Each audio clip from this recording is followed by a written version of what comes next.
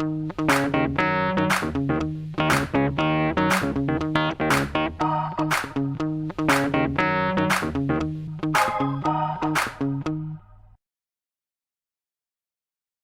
primer lugar, quiero agradecer la iniciativa del Centro de Estudiantes de realizar este tipo de actividades y de alguna manera permitir que la palabra de los que estamos de este lado del mostrador, de los que tenemos que ayudarlos a ustedes a aprender, pueda llegar a mayor cantidad de gente y en cualquier momento, en cualquier hora. En segundo lugar, quiero desde ya dejar en claro que estamos frente a una etapa nueva, una etapa en la cual todos tenemos que aprender y todos tenemos para enseñar también. Con lo cual, lo que les propongo es que hoy hagamos una especie de simulacro de una clase como la que yo tengo todos los días en esta facultad, en la que vamos a enfocar un tema específico desde el punto de vista de la nueva regulación que va a entrar en vigencia el 1 de agosto de 2015. Los chicos me propusieron que habláramos de la teoría general de los actos jurídicos y que desarrolláramos ese tema. Lo vamos a hacer. Pero además me gustaría, antes de hacerlo, hacer una pequeña introducción sobre qué es lo que significa el Código Nuevo, el Código Civil y Comercial Nuevo, y cuáles son sus alcances, cuáles son sus características fundamentales, cuáles son los pivotes sobre los cuales este Código Nuevo se asienta. Ustedes saben, porque ya estos temas seguramente que los han leído, permiso, que el Código Nuevo tiene una innovadora metodología. Es nueva no porque en el derecho comparado en los distintos proyectos argentinos no existiera ya, sino porque es nueva como derecho vigente. Nuestro código, desde el punto de vista metodológico, adopta el criterio seguido por el Código Alemán de 1900 y por todos los proyectos de reforma que ha habido en el derecho argentino desde 1936 hasta la fecha, con la única excepción del proyecto de 1987, que fue el único que no introdujo dentro del método una parte general. Este Código Civil y Comercial, de próxima entrada en vigencia, enfoca la regulación del derecho civil, metodológicamente hablando, dividiéndolo en dos grandes sectores. La parte general, en donde se condensan todos los elementos fundamentales de la relación jurídica, todas las instituciones y materias que son comunes a todas las partes especiales y las partes especiales en sí. En el libro primero, entonces, el codificador de 2015 regula en diferentes capítulos los elementos esenciales de las relaciones jurídicas para después, en el libro segundo, regular el derecho de familia, en el libro tercero, las obligaciones y los contratos, en el libro cuarto, los derechos reales y finalmente en el libro quinto, al estilo de lo que hacía Vélez Arfiel, los privilegios, las sucesiones y la prescripción. Quiere decir que en el libro primero y en los dos títulos preliminares, el codificador de 2015 regula las instituciones que son comunes a todas las partes especiales, lo que en nuestra materia se denomina la parte general del derecho civil. Esto desde el punto de vista metodológico. Desde el punto de vista de las modalidades o de las modalidades adoptadas para la regulación en sí, debe decirse que este código podemos decir que es un código económico. Económico en el sentido no crematístico, sino económico en el sentido de que sus normas son breves, sencillas de entender y escritas en un lenguaje común. En esto hay una diferencia muy grande con la regulación de Vélez, que es una regulación más vale alambicada, profusa, detallista, larga. Tengan en cuenta ustedes que el Código de Vélez tiene más de 4.000 artículos y este código tiene apenas 2.000 y pico. Es decir, ha habido, pocas veces en la Argentina se encuentra una especie de deflación, no inflación, sino de deflación de normas. Hoy tenemos menos artículos para tratar las mismas temáticas. Y esto también implica destacar que estas normas no solamente son sencillas y claras, sino que tienen un criterio mucho más general que el que tenía el Código de Vélez. Es decir, no se pretende regular todas y cada una de las situaciones que se verifican en la realidad social, sino que Sus normas tienden a tener contenidos más generales, más fácilmente adaptables a las circunstancias de persona, tiempo y lugar.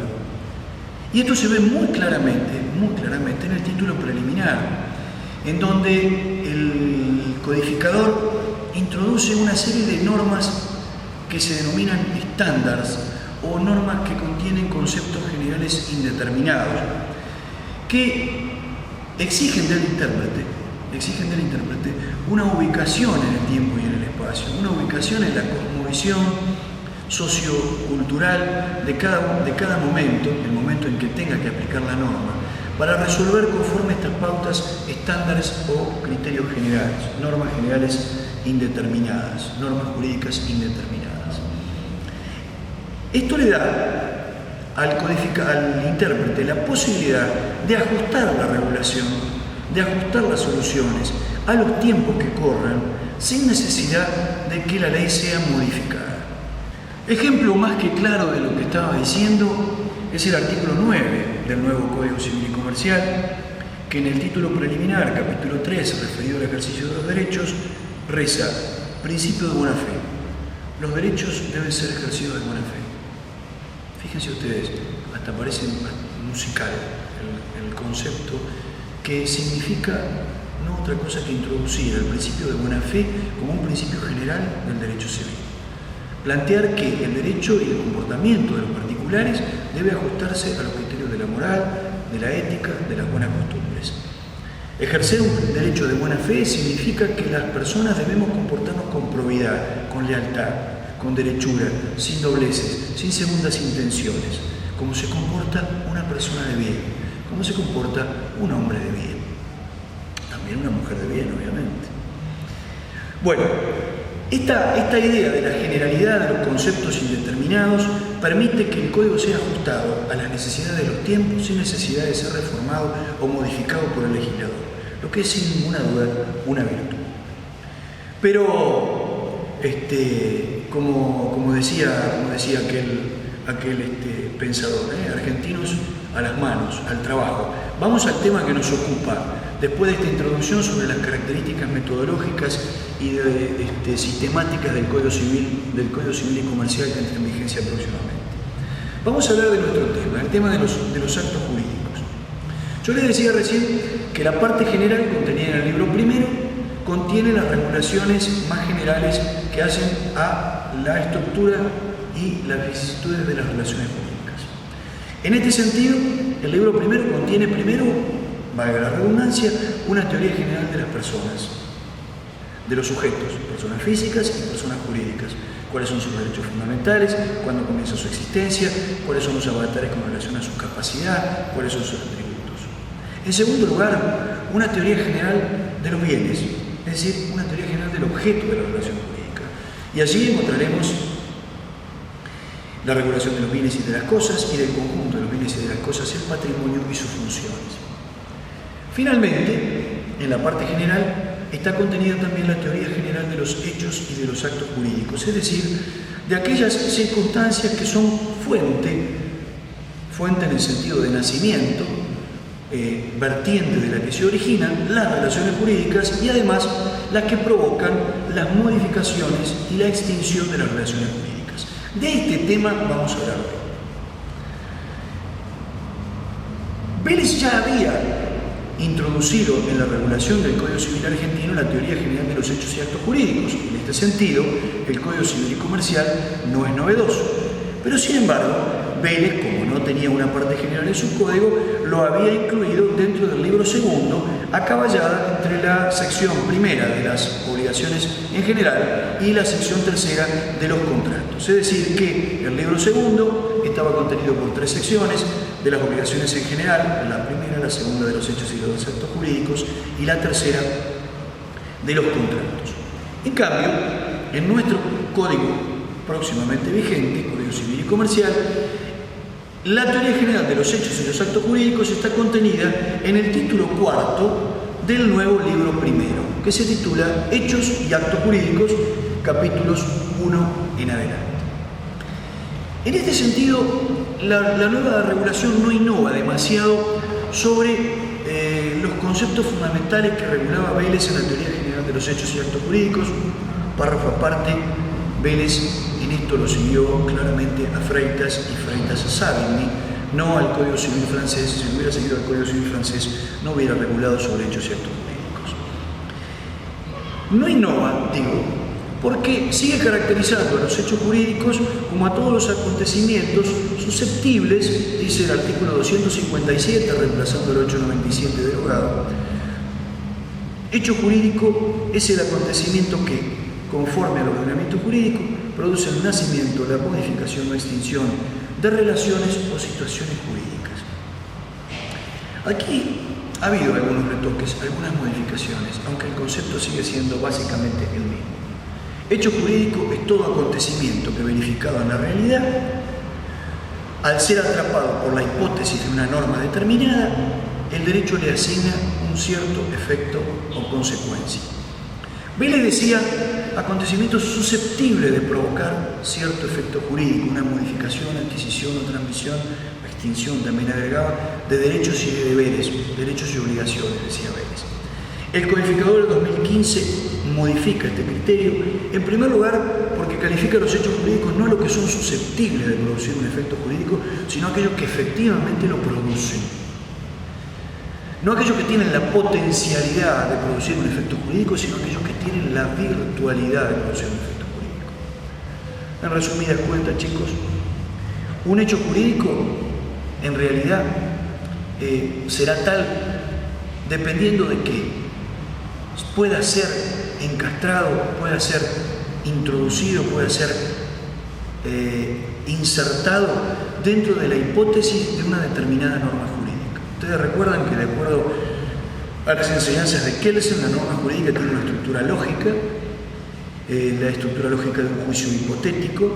Su hipótesis la denominamos A, una conjunción normativa, y su consecuencia, que es B.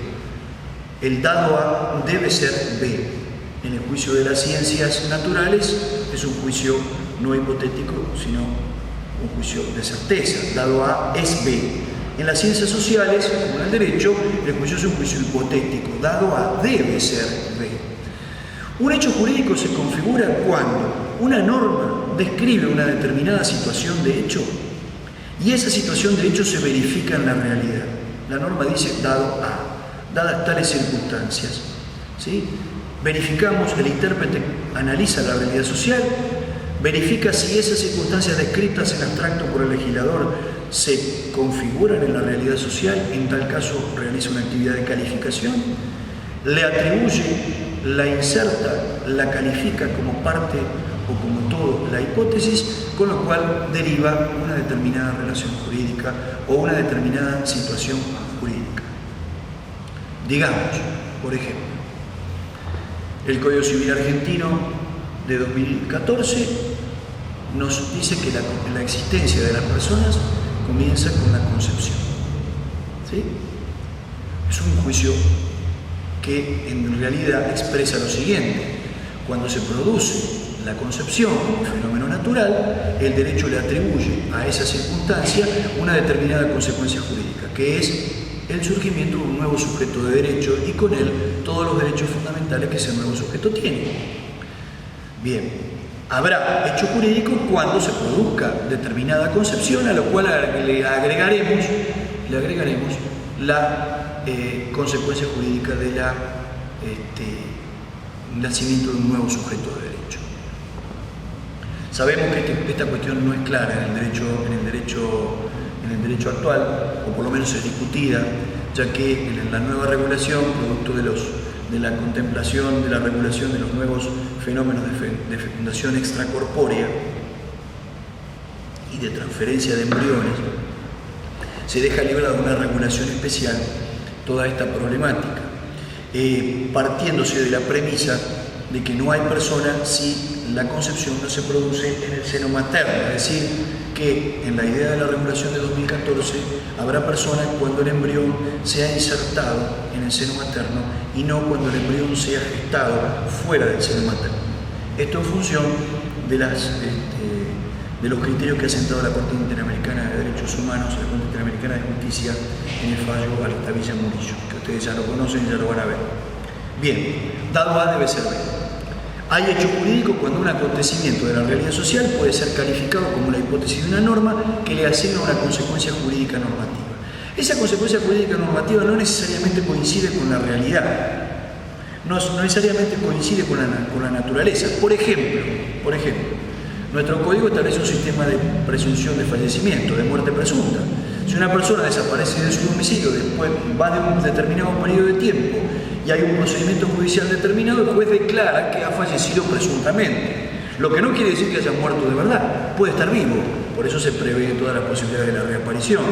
Es decir, la causalidad normativa es una causalidad propia del deber ser y no del ser.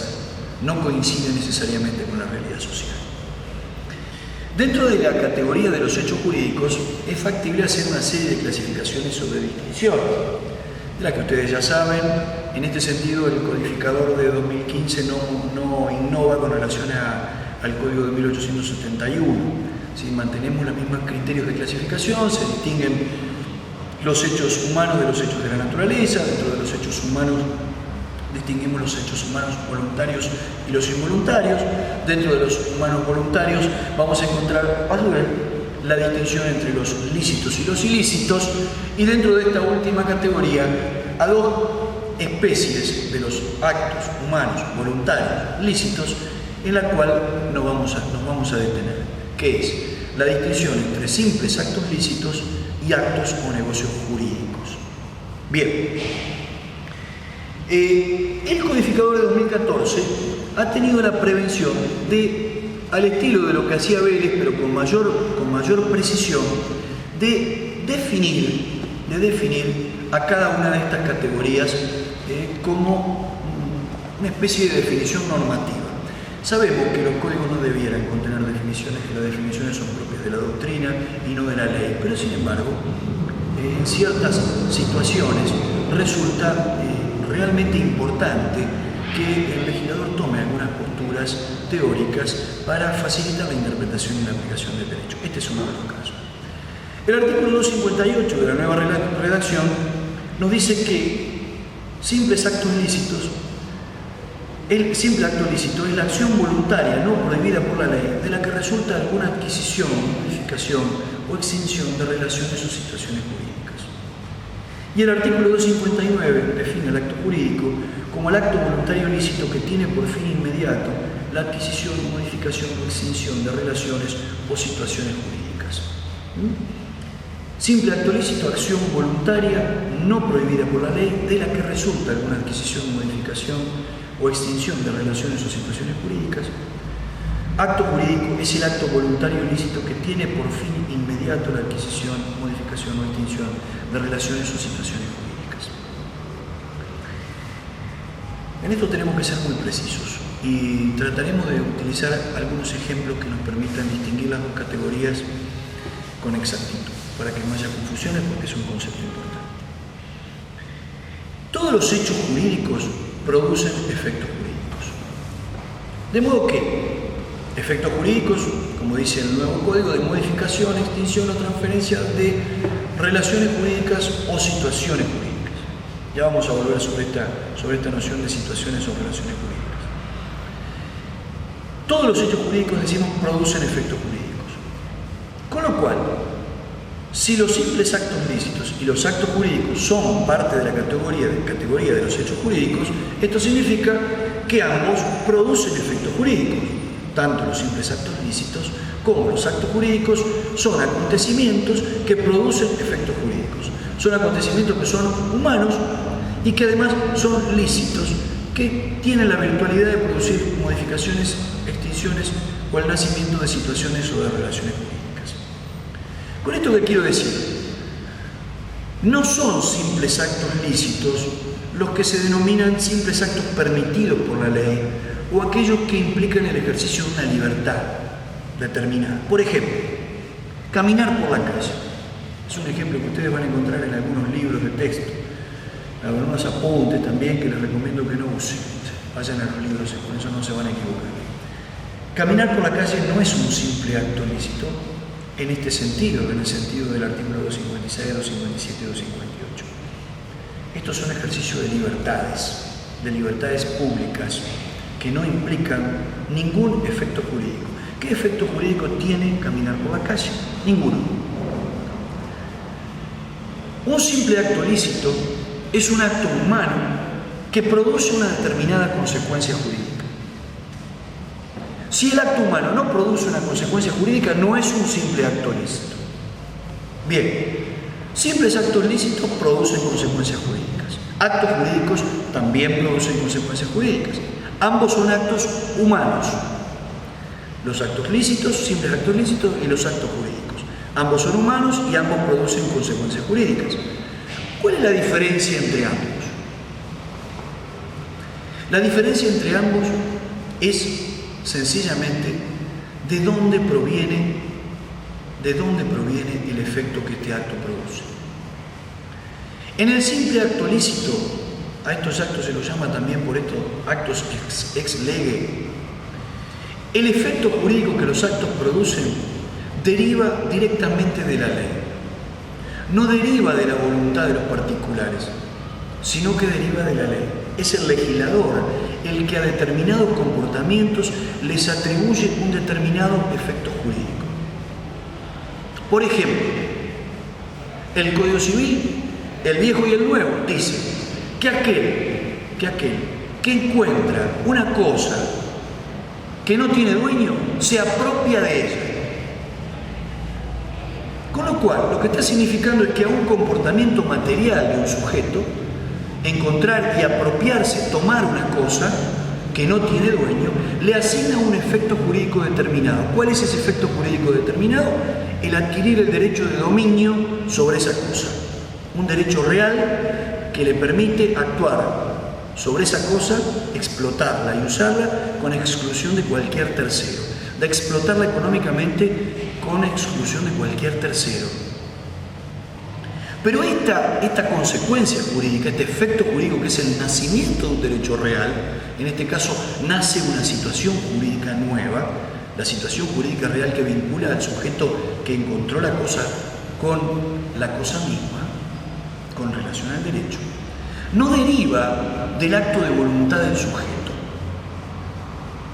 Prueba de ello es que supongamos que el sujeto es una persona, un niño que tiene 5 años de edad, que no tiene capacidad, o un enfermo mental que no tiene discernimiento.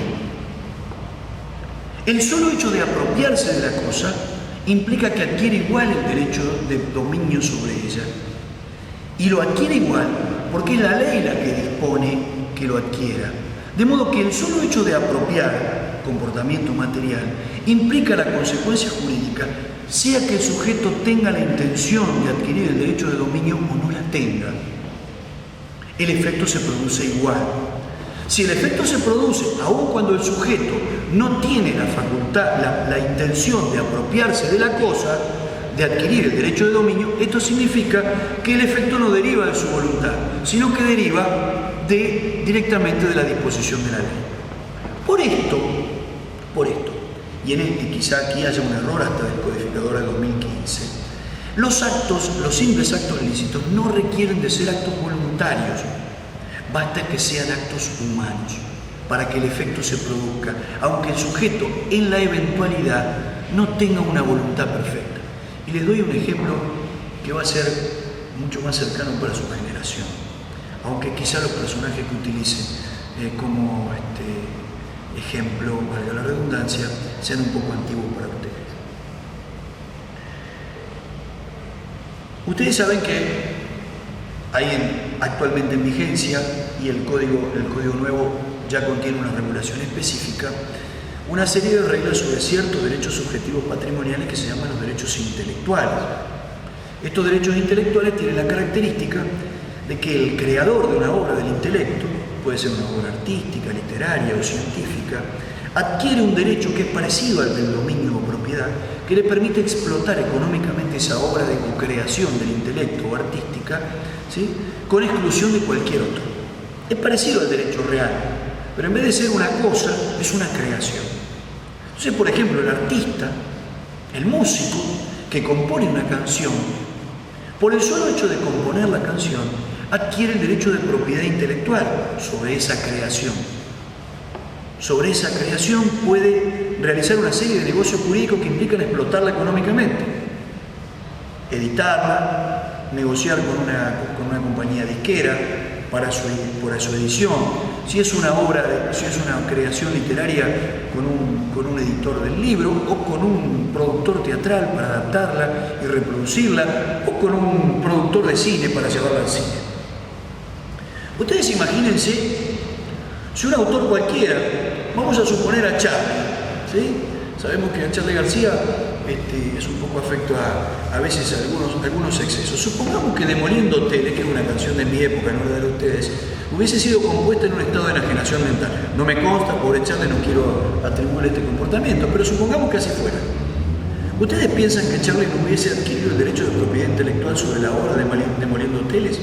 Aunque hubiese estado en un estado de enajenación mental, lo hubiese adquirido igual. ¿Por qué? Porque la creación es un simple acto lícito.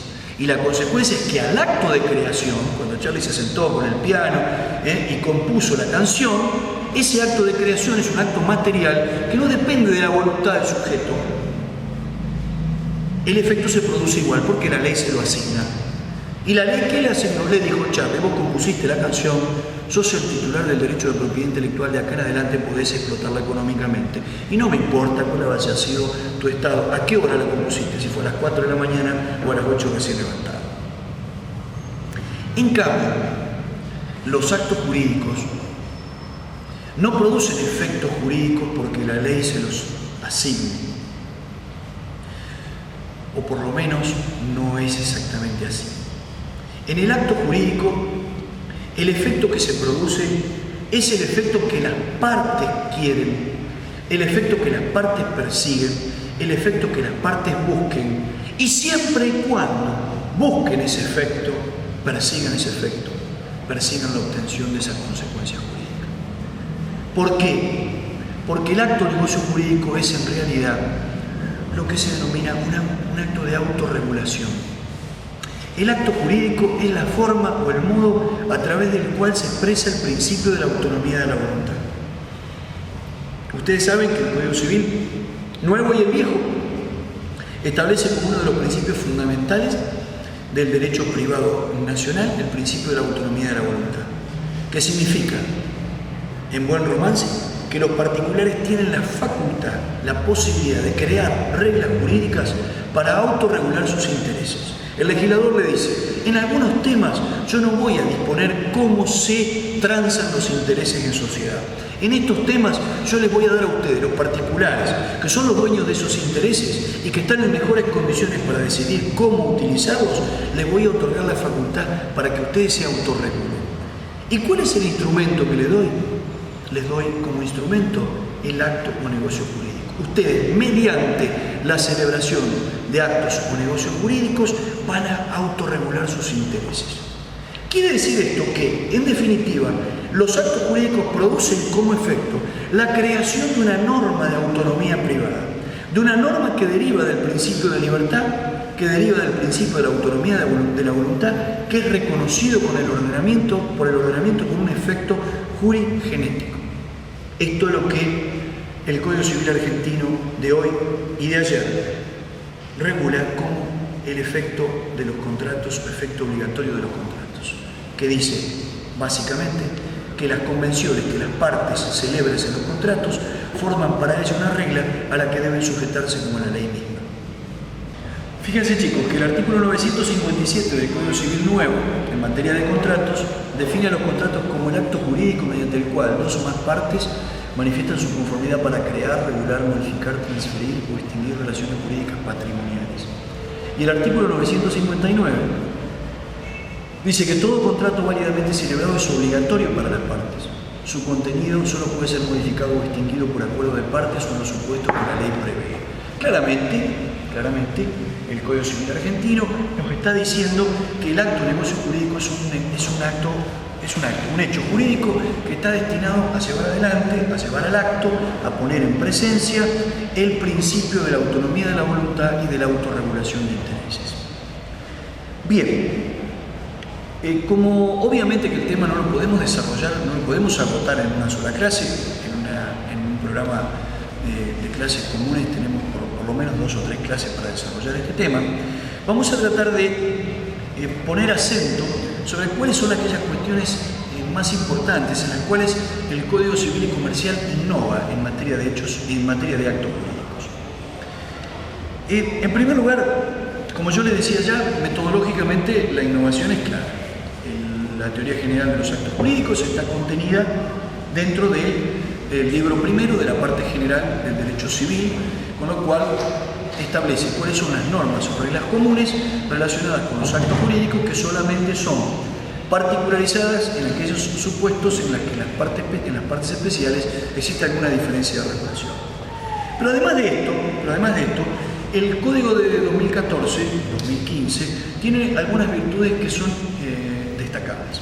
La primera de ellas es que toda la cuestión relacionada con los elementos accidentales o modalidades de los actos jurídicos no están reguladas en materia de obligaciones como incorrectamente hace Vélez actualmente en el libro segundo, sino que pasan a formar parte de la regulación propia de los actos jurídicos. Hoy está claro que las modalidades de los actos jurídicos son elementos que pueden o no estar presentes en el acto jurídico en particular sin que ello signifique privarle de validez. Esto implica que para que el acto jurídico esté conformado adecuadamente debe contener una serie de elementos que son denominados elementos esenciales. Para algunos presupuestos, para otros presupuestos y elementos son conceptos diferentes.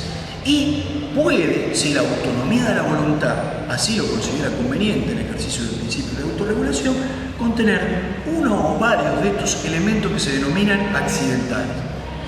Quiere decir que la autonomía de la voluntad, para conformar válidamente un acto jurídico, debe solamente establecer, conforme las reglas imperativas establecidas, fijadas, solo los elementos esenciales del acto jurídico.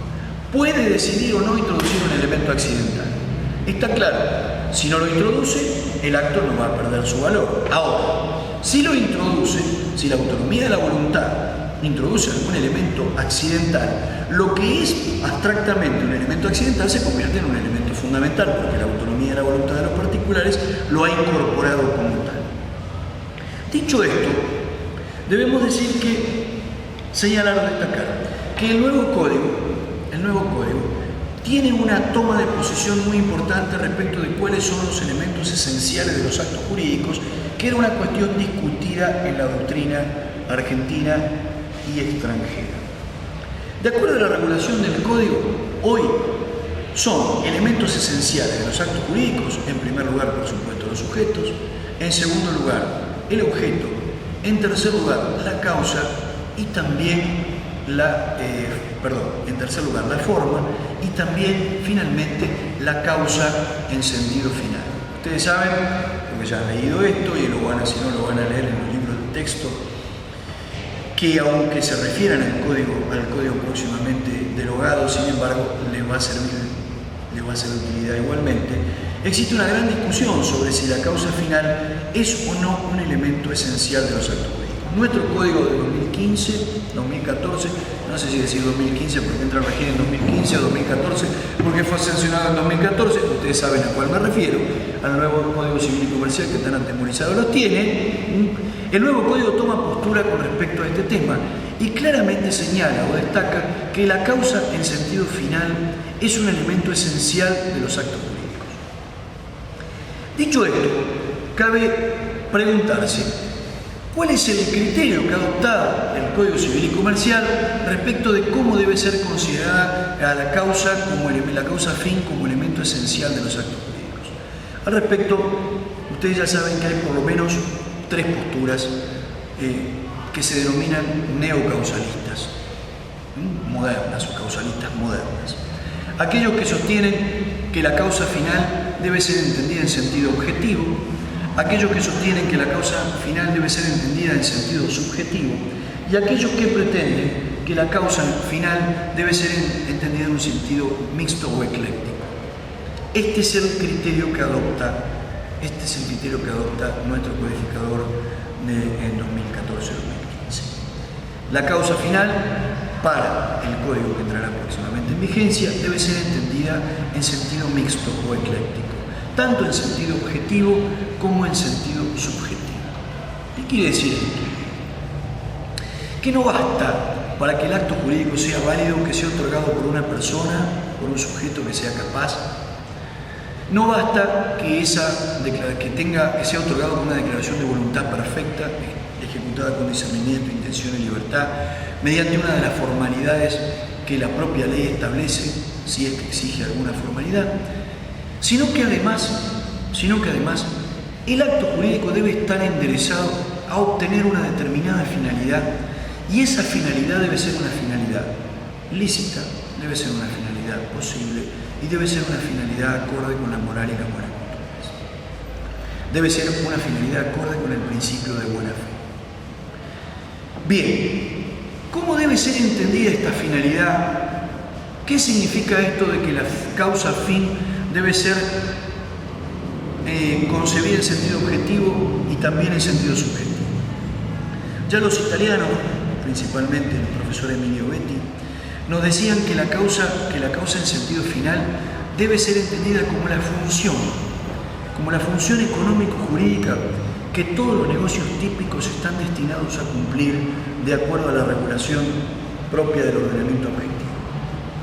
Así, decimos que hay negocios jurídicos que persiguen una finalidad económico-jurídica de cambio.